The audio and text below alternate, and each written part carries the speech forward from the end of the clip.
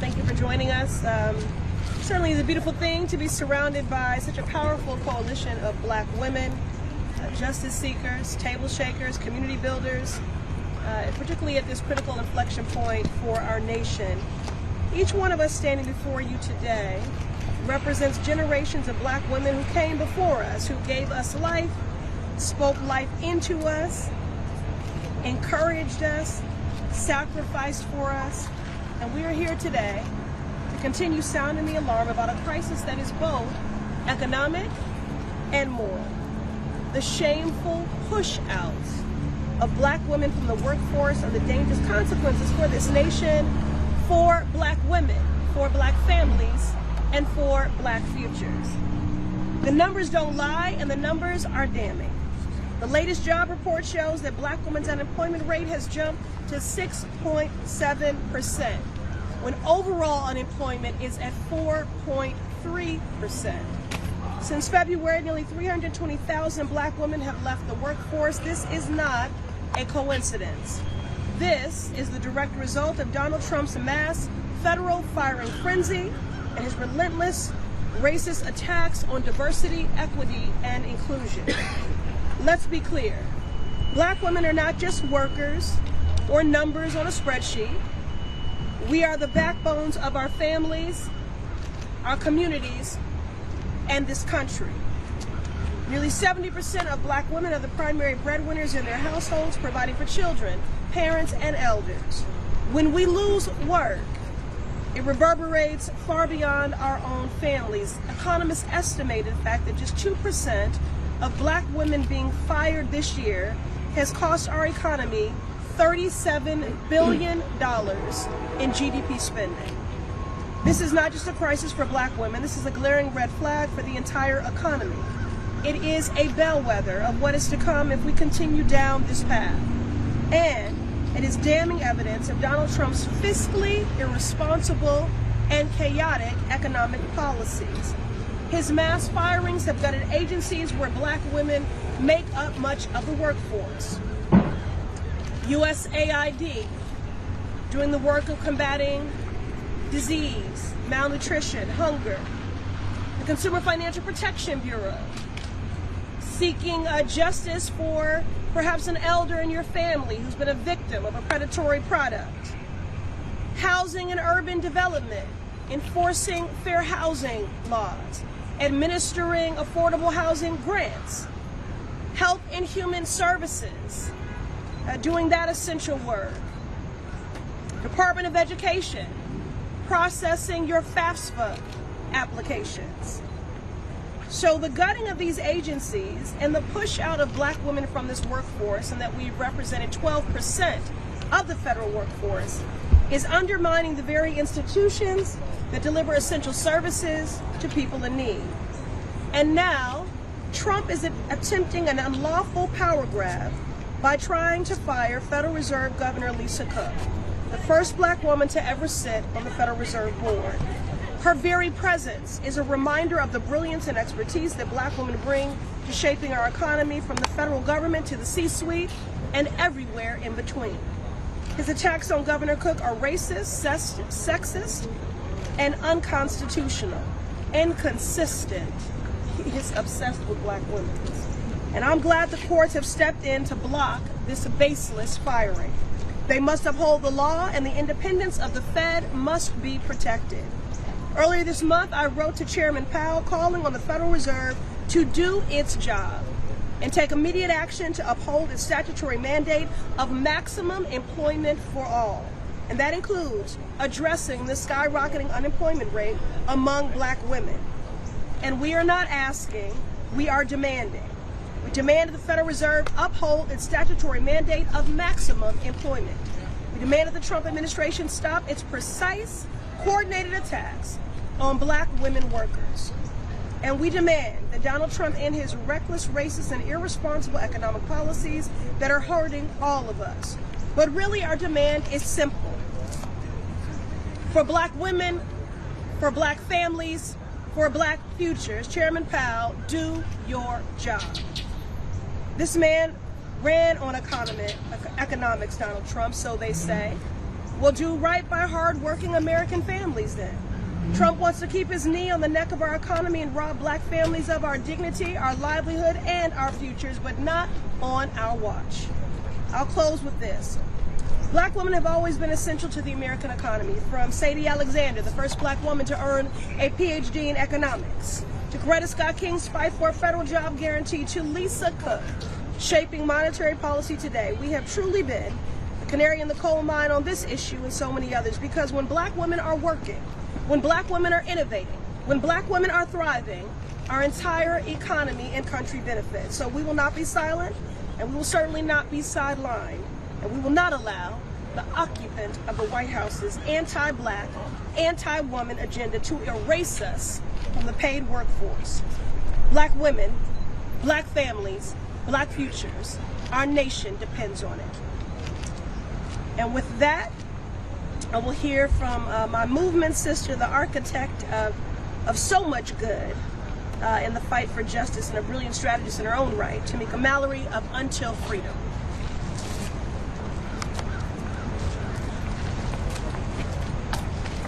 Good morning, and thank you so much, Congresswoman Pressley. My name is Tamika D. Mallory, and I am co-founder of Until Freedom, a social justice organization. When black women are unsafe, the entire community is unsafe. When black women are left behind, the whole nation falls behind. The Congresswoman laid out the data that this crisis is causing our communities. But these are not just random statistics. The data supports a direct attack on black families, our stability, and our future. We know it is intentional, and we are very clear about who is behind the intent. I came today with a very simple message. What people do not understand is that what is meant for evil against us will not only harm our communities, it will destroy America itself. Because when black women lose work, our children lose resources, our communities lose anchors, and America loses progress. We said from the beginning that the assault on diversity, equity, and inclusion was never neutral. It was always going to land on the backs of black women. No matter how much data is provided, our value is being disrespected. No matter how much they try to say that we are not needed or that we are not intelligent, our excellence is proven, and there is so much evidence to back that up. The outcome of the attacks on diversity, equity, and inclusion was predictable. Job loss, wages cut, and doors closed. And this is bigger than the workplace. We are watching the intentional dismantling of black families. Black women are fighting for economic survival, and black men are also fighting for stability and opportunities. Together, we are under siege, and yet we know only together we will rise. This is why Congresswoman Pressley's clarity and courage matters so much in this moment. We 100% support her call for the Federal Reserve Chair to investigate and to act immediately. She is standing firm while so many others are silent on this issue. Today, we are sounding the alarm for all hands on deck. We will not be silent, because every time you try to push us down, you push down your own future. Every time you try to erase us, you erase the very progress that has kept this country alive.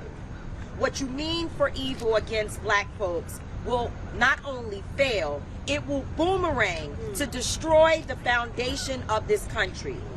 America should take heed, because black women have been warning you that racism, has always been the cancer that kills the whole body if he or she does not get the treatment it needs. Thank you. We will now hear from our strategist and organizer extraordinaire, Brittany Hacknett-Cunningham.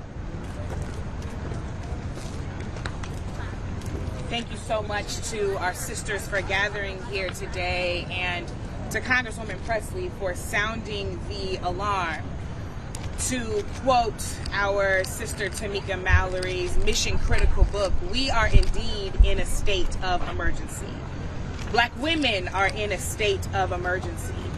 With upwards of 60% of Black women being sole or primary providers, we are in a state of emergency. And when we are in a state of emergency, so are Black children, Black families, Black futures. So are the nonprofit organizations to whom we charitably give. So are the churches that we uphold with our tithes and offerings. So are the local businesses that are the backbone of the American economy that we keep running through our patronage. And with nearly $1.7 trillion in consumer power, Black women are essential to powering the economy across the board. When Black women don't work, this country doesn't work. We are in a state of emergency, and when Black women are in a state of emergency, so are you. Proportionally, Black women have the most degrees, and yet we have taken this talent not simply to serve ourselves, but to serve this broader nation. We've taken this talent to private industry and driven record profits. We've taken this talent to government work and powered efficiency in public service. With attacks on federal workers, diversity, equity, and inclusiveness, not only will Black women suffer, the entire country will. Let's be clear, the entirety of the Democratic project has been built on the backs of Black women. And now, this country threatens to leave its most essential architects left out in the cold, sick, hungry, and without care. A point sharpened, of course, by the looming potential government shutdown. So we're thankful once again to Congresswoman Pressley, not just for assembling us today, but for setting a deadline for a plan. Not concepts of a plan, but a plan, a real plan to ensure maximum employment. The Fed must meet this moment and fulfill their mandated obligation for that maximum employment. Next Tuesday, September 30th, while Congress wrestles with a potential shutdown, the people will be awaiting Chair Powell's plan to ensure Black women are no longer shut out. Thank you so much. And now we will hear from a leader extraordinaire in her own right who's been doing this for 3 decades and sounding the alarm on the needs, the rights, and the hopes of Black women, Melanie L. Campbell.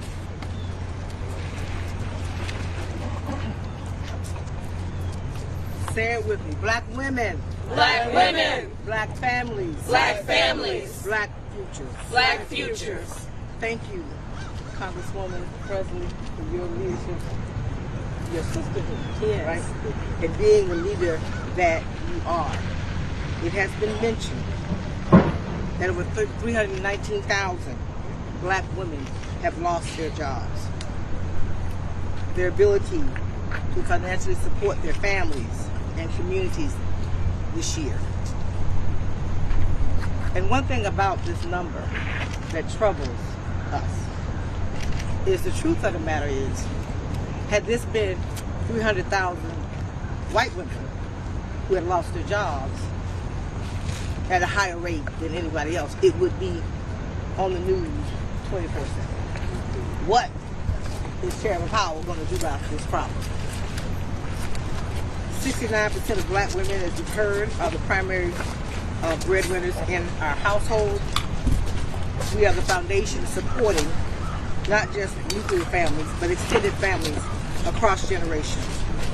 When we are pushed out of the workforce through mass layoffs and systemic attacks on diversity, equity, inclusion, and accessibility programs, the ripple effects devastate us all. Black women's unemployment has spiked to almost 7%, while the national average hits at 4.3%. And these aren't just numbers, these are lives. That's right. The deliberate dismantling of our federal agencies disproportionately impacts black women as well.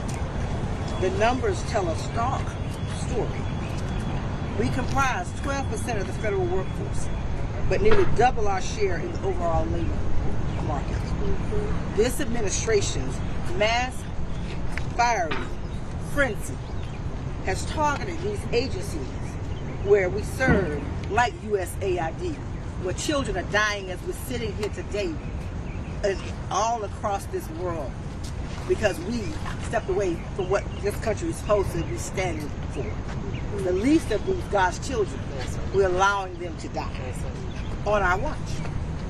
The Department of Education, public education, that's supposed to be for all of our children, somehow that's dispendable. These are deliberate attacks on the people who deliver critical services to the most vulnerable. These layoffs impact our country's economic stability. At this moment, we need justice. That's right. We need folks to realize that at the end of the day, there's nothing more important than taking care of our families. Nothing more important in this United States of America that we find a way to have moral courage in this moment. There's not a disconnect to what's happening with this budget. There's not a disconnect what has been happening all across this country. This administration is trying to dismantle every element of civil society to put something else into place and have a second-class citizenship. Black women will not be second-class citizens to this nation that we helped build. That's right. So there's always another election. We watch. We know how to use our vote. We know how to use our money. We know how to take care of ourselves. The 300,000 women, we're going to take care of them. We're going to do what we need to do. We pay our taxes. We want our money to go back into our own communities. We built this country. We're not going nowhere. We're going to stand strong and fight. So I'm going to close out and call on the Bishop Leah Daughtry, founder of Power Rising and the Black Women's Leadership Collective. She is a faith leader extraordinaire that we all call on so much for spiritual guidance in this moment. Bishop. Very appropriate that it's raining, because it is certainly raining for the black women of this country. Good morning. My name is Leah Daughtry. I am the presiding prelate of the House of the Lord Churches and the co-convener of the Black Women's Leadership Collective, an organizing hub of national Black women's organizations. Thank you for being here, for Congresswoman Pressley and her leadership and her courage and bringing us together on this important issue. We know that Black women, from the foundation of this nation, have been the backbone of this nation's economy. We are the fastest growing group of entrepreneurs in America. We drive trillions in consumer spending. And when Black women thrive, families and communities thrive. But as we've heard in just the last 6 months, more than 300 Black women have lost their jobs. They have been sidelined from this economy. And just yesterday, OMB issued new guidance that would push even more women out of this economy and the loss of permanent jobs. That's not only devastating for our households, it's devastating for America's bottom line, because those paychecks represent billions of dollars, trillions of dollars in lost wages and spending in the economy. Of course, that means unpaid rent and unpaid tuition, unpaid childcare, unpaid transportation, and loss of income for small businesses in our community. But it's bigger than that. Let us not think that the impact of these economic losses are constrained just to our own communities. It is much larger than that. That also means that the technology industry suffers when phones can't be bought. That car industry suffers when cars can't be purchased, that colleges and universities suffer when tuition can't be paid, that grocery store chains suffer when you can't go to the store to buy groceries. This is not just about what happens in the neighborhoods of black women. It is about what happens in the nation's economy. When black women are pushed out of the workforce, the entire economy contracts. So this rosy picture that our president paints of how well the economy is doing and will do under these nonsensical policies that he has all goes to pot when you recognize that trillions of dollars are going to go unspent because people have been forced out of the workforce. This is not simply a woman's issue or a black woman's issue. It is a national economic emergency. This is a national emergency. America cannot afford to sideline the very women who have always sustained its growth. That's right. And it's not just reprehensible. It's not just nonsensical. It is also immoral. To push an entire community out of the way of them taking care of themselves, caring for their children, you are essentially saying, we devalue you. We do not see your worth. We have cut you out of the everydayness of the American society because we value you less. We deem you less worthy of a job. We deem you less worthy of taking care of your family. We deem your children less worthy. And that makes it immoral in this American experiment. And so today we call on Chairman Powell to follow the lead of Congresswoman Pressley to do his job and use all of his resources to ensure that black women are working at the level that they should be working, that is dictated by their education and experience. Right. We're not trying to have minimum wage jobs when we had SES jobs Right. in the government where we were making six figures. I'm not flipping burgers at Wendy's. Say amen, somebody. Amen. We are here to fight for the women who have been locked out, left out, and left behind. America cannot survive without us. America cannot thrive without us. So get us back to work. And we are now going to my sister, Reverend Dr. Breonna K. Parker, founder of Black Millennial Cafe.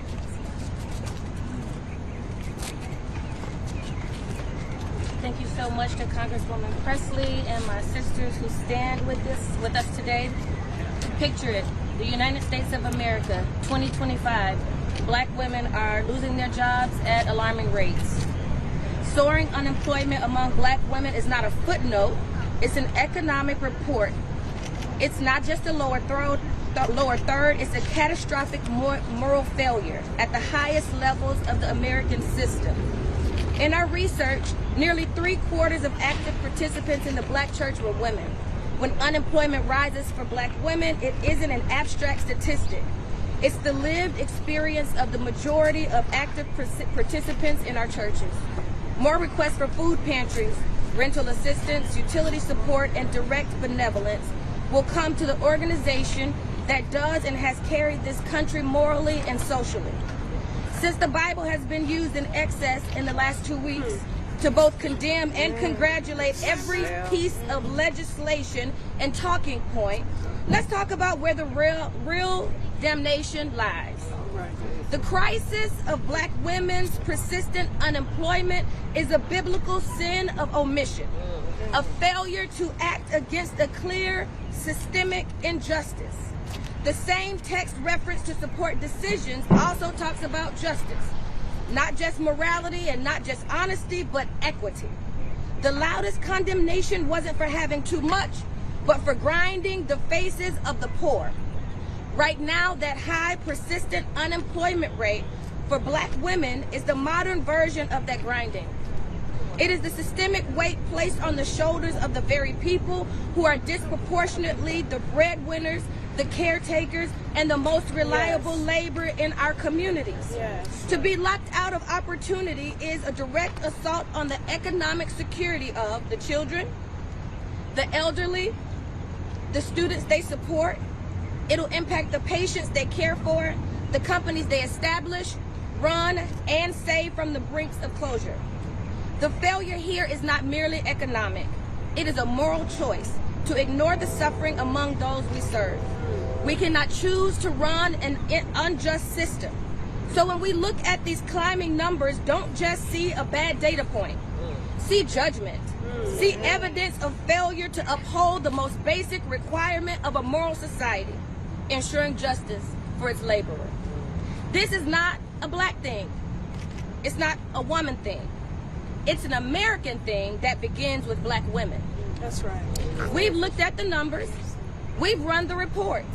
If they come for us in Q1 of 2025, they will catch up to you by 2026. Destroying black families, black women, and black futures is a debt that this country can never truly pay off.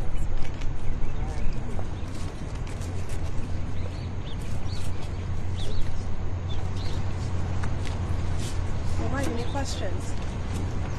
Congresswoman, we're on the verge of a government shutdown, and you talked about the number of African Americans that are in the federal government. What could this shutdown do for the African American community? Well, a Republican manufactured shutdown would only compound and exacerbate the harm that they have already legislated. So it would be devastating and compound that hurt. And again, the fact that these are actions that are being taken under the guise of a more efficient government, I don't know. I don't define efficiency by making people hungrier, poorer, sicker, or less safe. But every action under this Republican majority has taken us exactly there. So in a word, it would be devastating. Representative Philip Lamb from the Medill News Service. I'm curious, are you afraid that the recent turmoil at the Bureau of Labor Statistics, including the firing and recent calls to adjust the frequency of job reports and inflation reports, that could potentially vary or otherwise undermine the important information that's being released today about around 300,000 black women exiting the labor force? Well, right. He fired the commissioner of the Bureau of Labor Statistics because he didn't like the statistics and the story that they were telling. Because those statistics only further gave visibility into his failure and not delivering on his promise to lower costs for the American people. So I don't put anything past Donald Trump in wanting to obscure data. But what I would say is we're just calling on the Fed to do their job. And if anything, it could be worse than what we're being told. Absolutely. But we need the data. That which gets measured gets done. So we need that data for transparency, for accountability. And so we're calling on Chairman Powell by September 30th to analyze the data and to come up with a meaningful plan of action. Again, they have a statutory mandate of maximum employment for everyone. But in this moment, we're asking them to address the 5-alarm fire and crisis that is underway for black women, black families, and black futures. Yes. Federal government announced it was hiring back some of the people who were laid off. Is that going to impact black women's unemployment at the federal level? Well, you know, we've been, for any job that's reinstated, you know, I'm grateful for, because again, this is about more than people's labor. This is about their livelihood. And I should say, for every, whether it was a probationary worker or reduction of force, or someone that was a victim of a mass unlawful firing, or someone who left because they felt pushed out, because the environment felt so hostile, I have been so struck by the fact that their worry and concern was not the disruption of their lives and how they would provide for their family. Their immediate concern was of the unfinished work, the work that would no longer happen because they were not in those positions. So for every federal worker, I know, given the pride they take in their job, that they are glad to be back in it. But when you lose your job, the domino effect that occurs, it takes so long to recover and to come back. And might I also add, black women are the most educated and the most debt burdened, which is why I fought so hard for student debt cancellation. And we were making great strides there. You have black women that are paying a mortgage and student loans before they even have a mortgage. And we made great strides there, and now all that work has been undone. And this is also exacerbating, I was talking to Melanie Campbell, the healthcare crisis. Here you have with this big ugly bill that is taking healthcare from 15 million people. And so for the 320,000 black women that have been pushed out of the public and private sector, they also lost their health care. And they are being sent into a country that is working rapidly to continue to cut health care. So again, we find ourselves in a situation where people will be hungrier, poorer, sicker, and less safe. The cruelty is the point. Yes? President Pressley, I'm sorry I came late after you already answered this question, but Russ Vought is threatening mass firings if there's a shutdown. Does this make it sort of too risky to engage in this shutdown battle right now, given the impact that will happen on black women and black families if there are mass firings from the federal government? Again, a partisan spending bill only stands to cause more harm. We need to be focused on lowering costs for the American people right now. This bill will not do that. Insurance premiums are going to go through the roof. Look, I represent a district where in a 3-mile radius life expectancy drops by 30 years. So I'm already dealing with a crisis of people that are uninsured or underinsured. We're already dealing with disparate health outcomes. And the things that have made a difference in that are community health centers, access to quality care. All that is being undermined and degraded. So we need a bipartisan spending bill that is focused on lowering costs.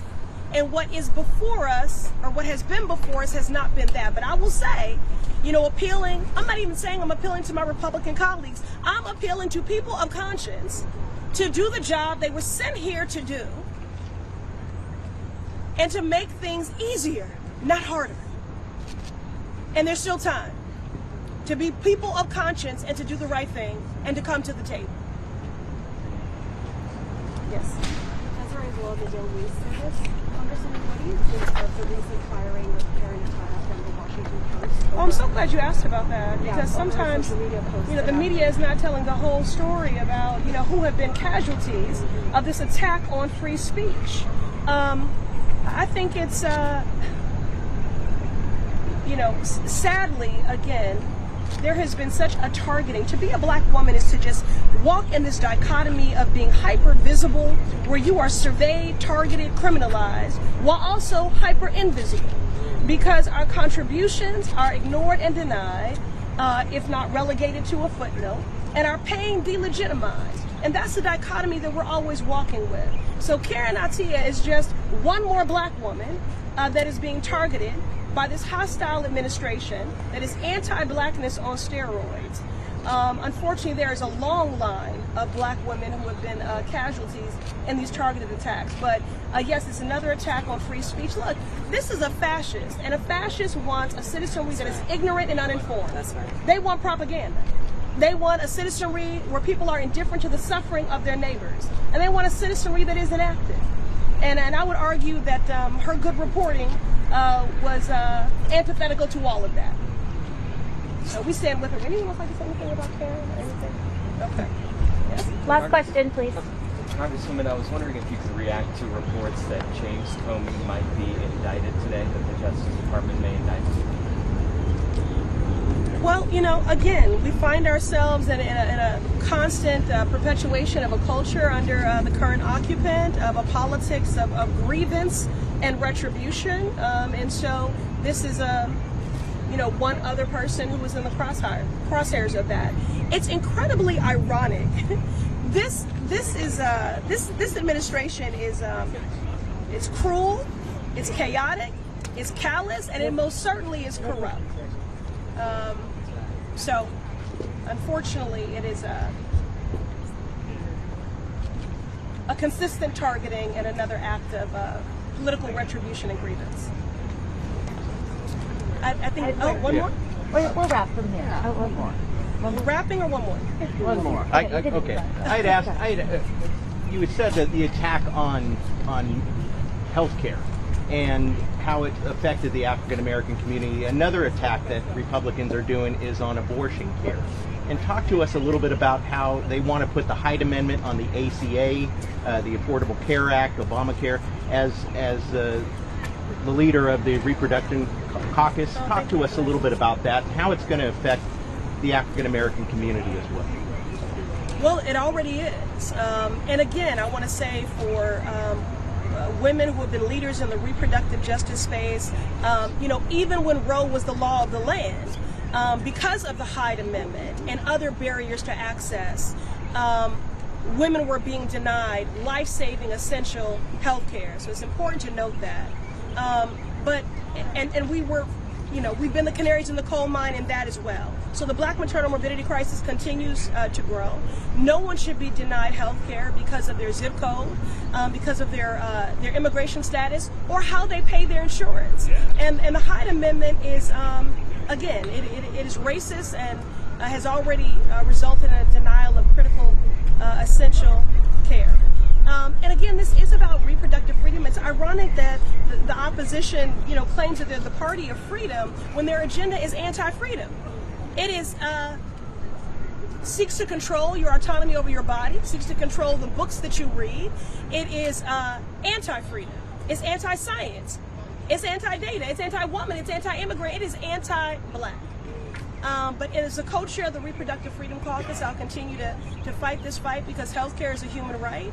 And this is about access to birth control. This is about access to IVF. This is the acknowledgement. If you have an ectopic pregnancy, your treatment is abortion care. That is what it is. So this is healthcare, life-saving healthcare. So we'll continue to fight that fight. And actually later today, I'll be doing a panel on that very issue. So if you want to learn more about that, talk to my chief of staff. And we would love to see you there. Thank you.